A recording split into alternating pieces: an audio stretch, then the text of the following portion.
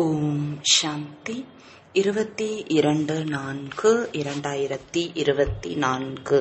இனிமையான குழந்தைகளே, அனைவருக்கும் சத்கதி வழங்கக்கூடிய வள்ளல் ஒரு பாபா ஆவார். பாபாவை போன்று தன்னலமற்ற சேவையை வேறு யாரும் செய்ய முடியாது.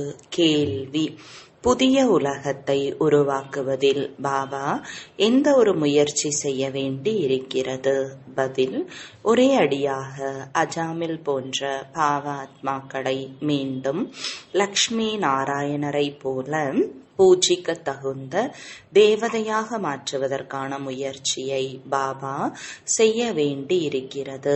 பாபா குழந்தைகளாகிய உங்களை தேவதை ஆக்குவதற்கான முயற்சி செய்கிறார். மற்ற அனைத்து ஆத்மாக்களும் சாந்தி தாமத்திற்கு திரும்பிச் செல்கிறார்கள். ஒவ்வொரு ஆத்மாவும் தன்னுடைய கணக்கு வழக்கை முடித்து தகுதியாகி வீடு திரும்ப வேண்டும். பாடல். இந்த பாவம் நிறைந்த உலகத்திலிருந்து ஓம் சாந்தி. இனிமையிலும் இனிமையான ஆன்மீக குழந்தைகள் பாடலை கேட்டனர். இது பாவத்தின் உலகம் என்று குழந்தைகள் தெரிந்திருக்கின்றனர். புதிய உலகம் புண்ணிய உலகமாகும். அங்கே பாவம் ஏற்படுவதில்லை. அது ராமராஜ்யம். இது ராவண ராஜ்யம் ஆகும். இந்த ராவண ராஜ்யத்தில் அனைவரும் தூய்மையற்றவர்கள், துக்கமானவர்கள் ஆவர். ஆகையால் தான் அழைக்கின்றனர், ஹே பதீத பாவனரே, வந்து தூய்மை ஆக்குங்கள் என்று. அனைத்து மதத்தினரும் அழைக்கின்றனர், ஓ இறை தந்தையே, வந்து எங்களை விடுவியுங்கள், வழிகாட்டி ஆகுங்கள். பாபா எப்போது வருகின்றாரோ அப்போது முழு உலகத்தில் எந்தெந்த மதத்தினர் இருக்கின்றனரோ அனைவரையும் அழைத்து செல்கின்றனர். இந்த நேரம் அனைவரும் ராவண ராஜ்யத்தில் இருக்கின்றனர். அனைத்து மதத்தினரையும் சாந்தி தாமத்திற்கு திரும்ப அழைத்து செல்கிறார். அனைவருக்கும் விநாசம் ஏற்பட்டே தீர வேண்டும். பாபா இங்கு வந்து குழந்தைகளை சுகதாமத்திற்கு தகுதியானவர்களாக ஆக்குகிறார். அனைவருக்கும் நன்மை செய்கிறார். ஆகையால் பாபா ஒருவரைதான் அனைவருக்கும் சத்கதி வழங்கக்கூடிய வள்ளல், அனைவருக்கும் நன்மை செய்பவர் என்று சொல்லப்படுகிறது. இப்போது நீங்கள் திரும்பி செல்ல வேண்டும் என்று பாபா கூறுகிறார். அனைத்து மதத்தினரும் சாந்தி தாமம் நிர்வாண தாமத்திற்கு செல்ல வேண்டும். அங்கே அனைத்து ஆத்மாக்களும் அமைதியில் இருக்கின்றனர்.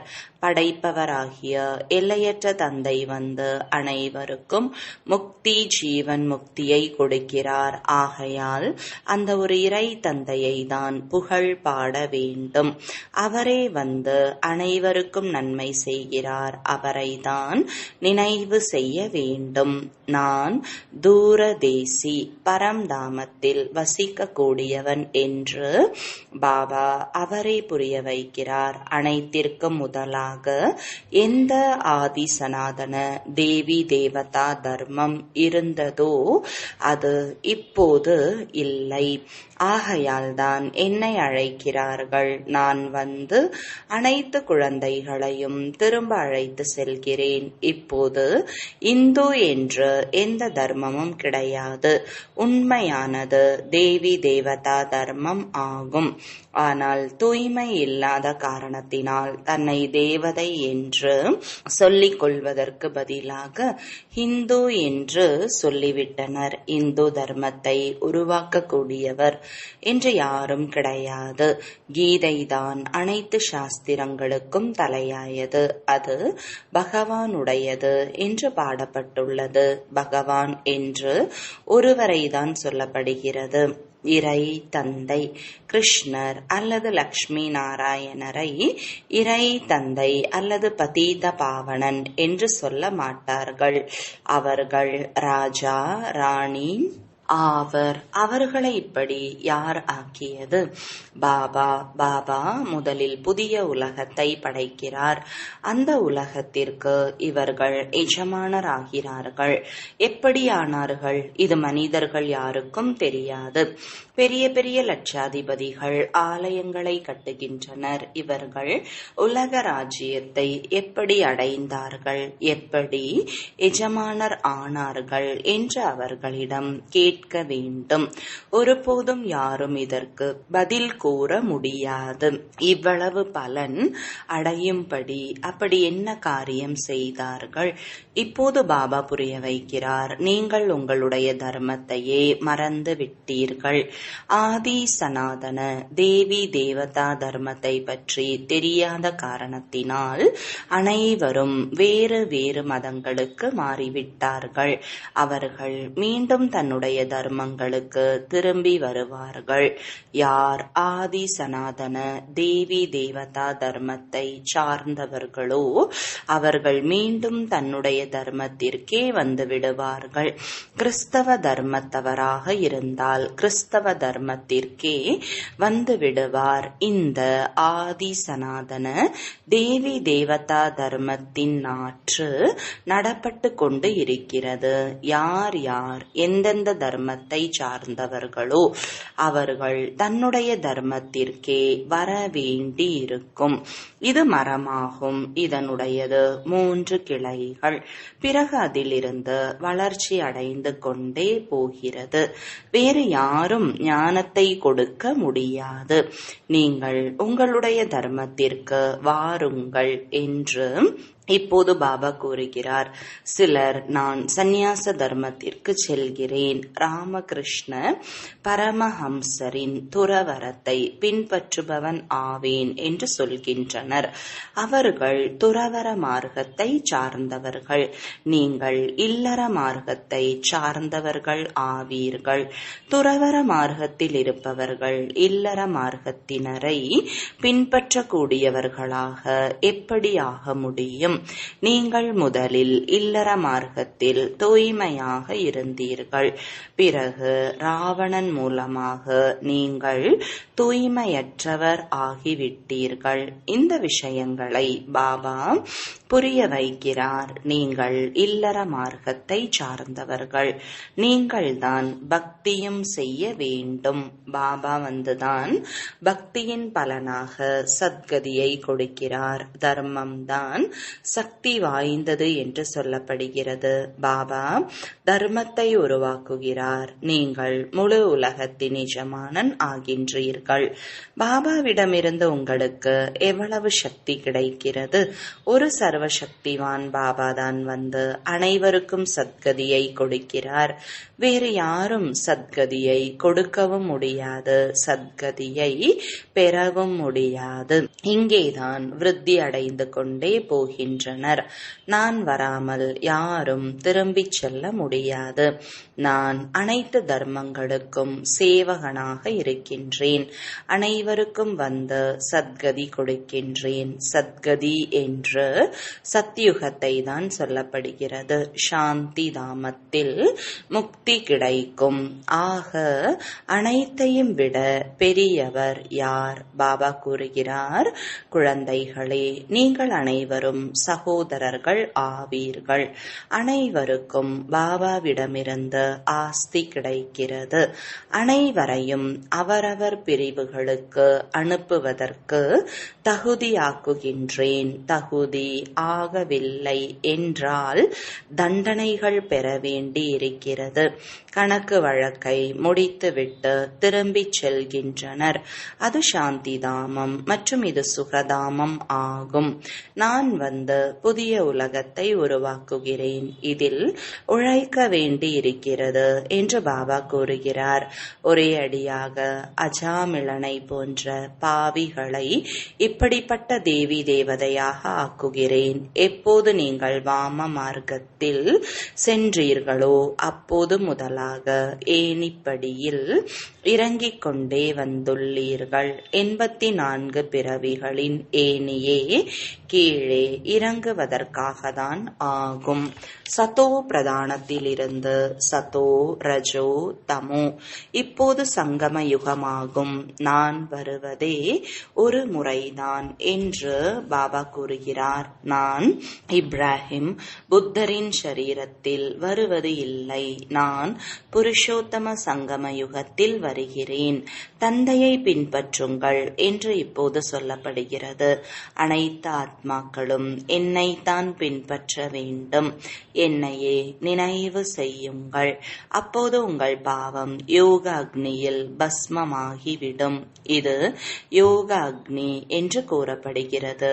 நீங்கள் உண்மையிலும் உண்மையான பிராமணர் ஆவீர்கள். நீங்கள் காம சிதையில் இருந்து இறங்கி ஞான சிதையில் அமர்கின்றீர்கள். இதை ஒரே ஒரு பாபாதான் புரிய வைக்கிறார். கிறிஸ்து, புத்தர் போன்ற அனைவரும் ஒருவரை நினைவு செய்கின்றனர். அவரை யதார்த்தமாக யாரும் தெரிந்து கொள்ளவில்லை.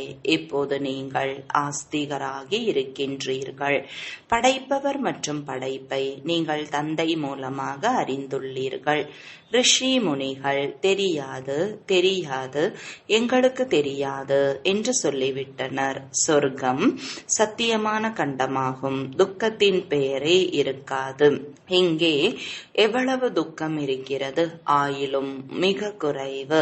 தேவதைகளின் ஆயுள் எவ்வளவு அதிகம். அவர்கள் தூய்மையான யோகிகள். இங்கே தூய்மையற்ற போகிகள். ஏனியில் இறங்க இறங்க ஆயுள் குறைந்து கொண்டே போகிறது.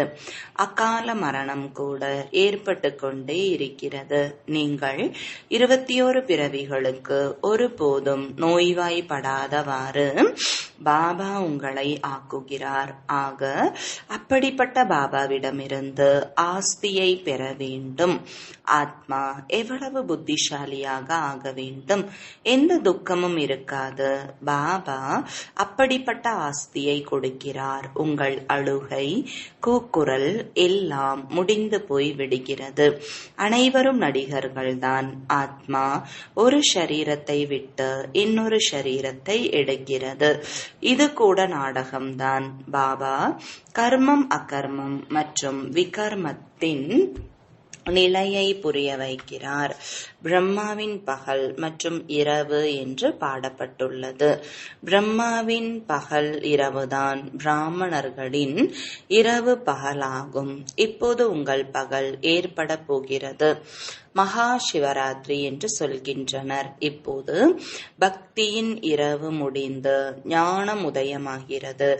இப்போது சங்கமமாகும். இப்போது நீங்கள் மீண்டும் சொர்க்கவாசி ஆகிக் கொண்டு இருக்கிறீர்கள். இருள் நிறைந்த இரவில் முட்டி மோதினீர்கள். கால்கள் தேய்ந்தன. பணமும் வீணானது.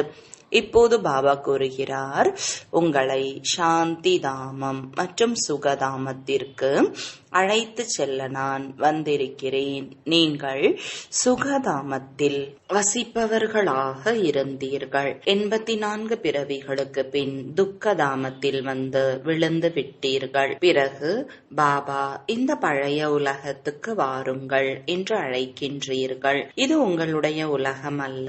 நீங்கள் இப்போது யோக பலத்தின் மூலம் தன்னுடைய உலகத்தை உருவாக்கி கொண்டு இருக்கிறீர்கள். நீங்கள் இப்போது இரட்டை அஹிம்சாவாதி ஆக வேண்டும். காம விகாரம் இருக்கக்கூடாது.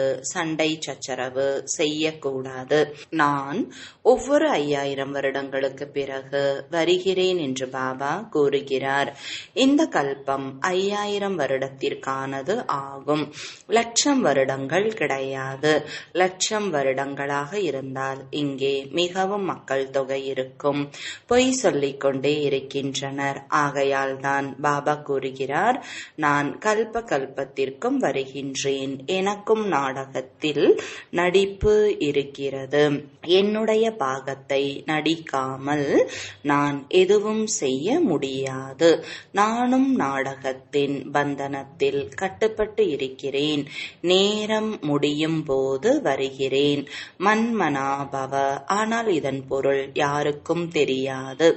தேகத்தின் அனைத்து பந்தனங்களையும் விடுத்து மனதினால் ஒருவர் ஒருவரையே நினைவு செய்தால் அனைவரும் தூய்மையாகி விடுவீர்கள். குழந்தைகள் பாபாவை நினைவு செய்வதற்கான முயற்சியை செய்து கொண்டே இருக்கின்றனர். இது ஈஸ்வரிய விஸ்வவித்யாலயம் ஆகும். இது போன்ற வித்யாலயம் வேறு எதுவும் இருக்க முடியாது. இங்கே ஈஸ்வரன் தந்தை வந்து முழு உலகத்தையும் மாற்றுகின்றார். நரகத்திலிருந்து சொர்க்கமாக மாற்றுகிறார். அந்த சொர்க்கத்தில் நீங்கள் ராஜ்யம் செய்கின்றீர்கள். இப்போது பாபா கூறுகிறார், என்னை நினைவு செய்தால் நீங்கள் தமோ பிரதானத்திலிருந்து சதோ பிரதானமாக ஆகிவிடுவீர்கள். இது பாபாவின் பாக்யசாலி ரதமாகும். பாபா வந்து இதில் பிரவேசம் செய்கிறார். சிவ ஜெயந்தியை யாரும் அறிந்து கொள்ளவில்லை. அவர்கள் பரமாத்மா பெயர் உருவத்திலிருந்து தனிப்பட்டவர் என்று சொல்லிவிடுகின்றனர். பெயர் உருவமற்ற பொருள் என்று எதுவும் கிடையாது. இது ஆகாயம் என்று சொல்கிறார்கள். ஆக இதுவும் பெயர் ஆகிவிடுகிறது அல்லவா? போலார் என்று சொன்னாலும் அது கூட பெயர்தான். ஆக பாபாவிற்கும் நன்மை செய்பவர் என்ற பெயர் இருக்கிறது. பிறகு பக்தி மார்க்கத்தில் அநேக பெயர்களை வைத்துள்ளனர். பசுபதிநாத் என்றும் சொல்கின்றனர். அவர் வந்து காம விகாரத்தில் இருந்து விடுவித்து தூய்மை ஆக்குகின்றார். துறவர மார்க்கத்தினர் பிரம்மத்தை பரமாத்மா என்று ஏற்றுக்கொள்கின்றனர். அதை நினைவு செய்கின்றனர். பிரம்ம யோகி தத்துவ யோகி என்று சொல்கின்றனர். ஆனால் அது வசிக்கக்கூடிய இடமாகும். அதுவே பிரம்மாண்டம் என்றும் சொல்லப்படுகிறது. அவர்கள் பிரம்ம தத்துவத்தை பகவான் என்று நினைக்கின்றனர். அதில் ஒன்றிப்போய் விடலாம் என நினைத்துக் கொள்கின்றனர். ஆத்மாவை அழியக்கூடியது என்று நினைக்கின்றனர். நான் தான் வந்து அனைவருக்கும் சத்கதி கொடுக்கின்றேன் என்று பாபா கூறுகிறார். ஆகையால் ஒரு சிவபாபாவின் ஜெயந்தி வைரத்திற்கு சமமானது ஆகும். மற்ற அனைத்து ஜெயந்திகளும் சோழிக்கு சமமானது. சிவபாபாதான் அனைவருக்கும் சத்கதியை கொடுக்கின்றார். ஆகையால் அவர் வைரத்திற்கு சமமானவர். அவர்தான் உங்களை பொன்னான உலகிற்கு அழைத்து செல்கிறார். இந்த ஞானத்தை உங்களுக்கு பாபாதான் வந்து கற்பிக்கிறார். அவர் மூலம் நீங்கள் தேவி தேவதை ஆகின்றீர்கள். பிறகு இந்த ஞானம் மறைந்து போய்விடுகிறது. இந்த லக்ஷ்மி நாராயணரிடம் படைப்பு மற்றும் படைப்பவரை பற்றிய ஞானம் கிடையாது. குழந்தைகள் பாடலை கேட்டனர். சுகம் அமைதி நிறைந்த இடத்திற்கு அழைத்து செல்லுங்கள் என்று சொல்கின்றனர். அதுதான் சாந்தி தாமம். பிறகு சுகதாமம். அங்கே அகால மரணம் ஏற்படுவது இல்லை. ஆக குழந்தைகளை அந்த சுகம் அமைதி நிறைந்த உலகத்திற்கு அழைத்து செல்வதற்காக பாபா வந்திருக்கிறார். நல்லது. இனிமையிலும் இனிமையான வெகு காலம் காணாமல் போய் மீண்டும் கண்டெடுக்கப்பட்ட இனிமையான குழந்தைகளுக்கு தாயும் தந்தையுமான பாப்தாதாவின் அன்பு நினைவுகள் மற்றும் காலை வணக்கங்கள். ஆன்மீக குழந்தைகளுக்கு ஆன்மீக தந்தையின் வணக்கங்கள். ஆன்மீக தந்தைக்கு ஆன்மீக குழந்தைகளின் அன்பு நினைவுகளும் வணக்கங்களும். இரவு வகுப்பு. இப்போது உங்களுடைய சூரிய வம்சம் மற்றும் சந்திர வம்சம் இரண்டும் உருவாகிறது. எந்த அளவு நீங்கள் தெரிந்திருக்கிறீர்களோ, தூய்மையாக இருக்கிறீர்களோ, அந்த அளவிற்கு யாரும் தெரிந்திருக்க முடியாது, தூய்மை ஆக முடியாது. மற்றபடி கேட்பார்கள், பாபா வந்திருக்கிறார் என்றதும் பாபாவை நினைக்க ஆரம்பித்து விடுவார்கள். லட்சக்கணக்கானவர்கள், கோடிக்கணக்கானவர்கள் புரிந்து கொள்வார்கள். இதையும் நீங்கள் போக போக பார்ப்பீர்கள். அப்படிப்பட்ட வாயுமண்டலம் கூட இருக்கும். கடைசி சண்டையில் அனைவரும் நம்பிக்கையற்றவர் ஆகிவிடுவார்கள். அனைவருக்கும் டச் ஆகும். உங்கள் வார்த்தைகள் வெளியே கேட்கும். சொர்க்கம் உருவாகி கொண்டிருக்கிறது. மற்றபடி அனைவரின் மரண காரணமும் தயாராக இருக்கிறது. ஆனால் அந்த நேரம் இப்படி இருக்கும். சாப்பிடக்கூட சமயம் இருக்காது. யார் இருப்பார்களோ அவர்கள் கடைசியில் அனைத்தையும் புரிந்து கொள்வார்கள். இவர்கள் அனைவரும் அந்த நேரம் இருப்பார்கள் என்பதும் கிடையாது. சிலர் இறந்தும் போய்விடுவார்கள். யார் கல்ப கல்பமாக இருந்தார்களோ அவர்கள் இருப்பார்கள். அந்த நேரம் ஒரே ஒரு பாபாவின் நினைவில் இருப்பீர்கள். சத்தமும் குறைந்து விடும். பிறகு தன்னை ஆத்மா என்று புரிந்து பாபாவை நினைக்க ஆரம்பித்து விடுவீர்கள். நீங்கள் அனைவரும் சாட்சியாகி பார்ப்பீர்கள்.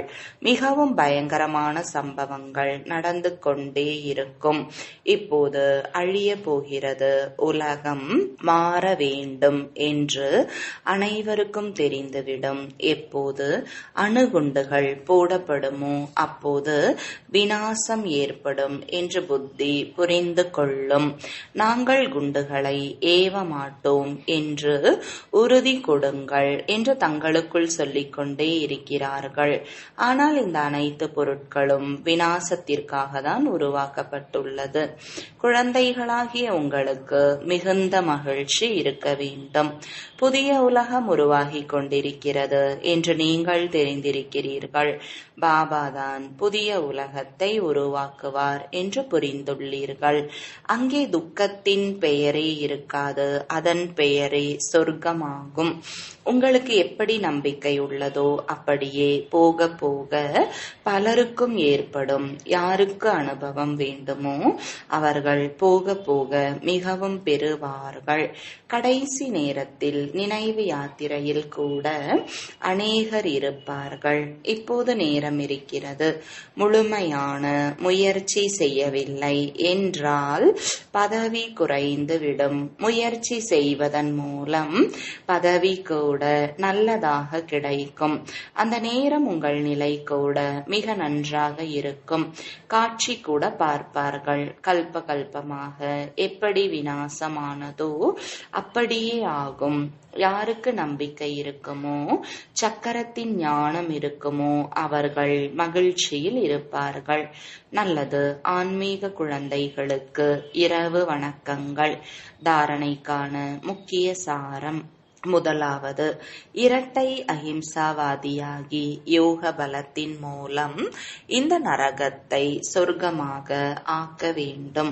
தமோ பிரதானத்திலிருந்து சதோ பிரதானம் ஆவதற்கான முயற்சி செய்ய வேண்டும். ஒரு பாபாவை முழுமையாக பின்பற்ற வேண்டும். உண்மையிலும் உண்மையான பிராமணனாகி யோக அக்னி மூலம் பாவ கர்மங்களை எரிக்க வேண்டும். அனைவரையும் காம சிதையில் இருந்து அகற்றி ஞான சிதையில் அமர வைக்க வேண்டும். வரதானம். சுயநலமற்ற மற்றும் நிர்விகல்ப நிலையின் மூலமாக சேவை செய்யக்கூடிய வெற்றி மூர்த்தி ஆகுக. விளக்கம். சேவையில் வெற்றி பெறுவதற்கான ஆதாரம் தங்களுடைய சுயநலமற்ற மற்றும் விருப்பங்களற்ற நிலையாகும். இந்த நிலையில் இருக்கக்கூடியவர்கள் சேவை செய்யும் பொழுதுதான் திருப்தியாக மற்றும் மகிழ்ச்சியாக இருப்பர். இவர்கள் மூலம் மற்றவர்களும் திருப்தியாக இருப்பார்கள். சேவையில் அமைப்பு உருவாகும். மேலும் அமைப்பில் விதவிதமான விஷயங்கள், விதவிதமான சிந்தனைகள் இருக்கும். ஆனால் வேற்றுமையால் குழம்பி போகாதீர்கள்.